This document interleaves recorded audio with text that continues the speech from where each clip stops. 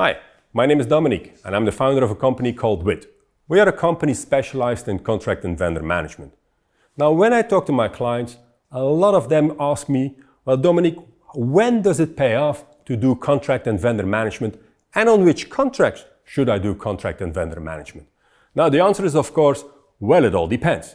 On the one side, you have to look into your classification. And typically you see that contracts and vendors can be classified according to a couple of criteria. On the one hand, you have the value of the contract you have with the vendor, and on the other side, you have also the risk that you have with that vendor or contract. And in there, you will have some names to classify your different contracts and vendors. The ones that are lower in risk and lower in value would be named as the transitional or transactional or operational contracts. The ones with higher risk and higher value would be named as collaborative or partnership contracts.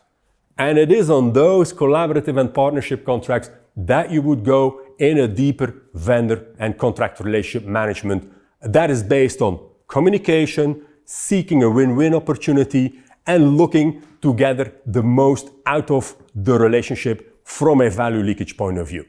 And that is also where WIT can help you, of course, with the identification of the different criteria and of the buildup of your classification matrix. Now, when looking into your classification matrix, we see that the way you classify your relationships depends on a couple of criteria. On the one hand, you have the value of the relationship that is higher for collaborative partnerships and long-term relationships. On the other side, the risk level is lower for transactional and operational contracts.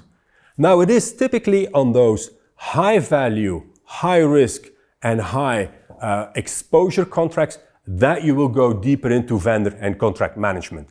And it is there that also WIT can help with the identification of the criteria for your company that determine the value and the risk for your classification.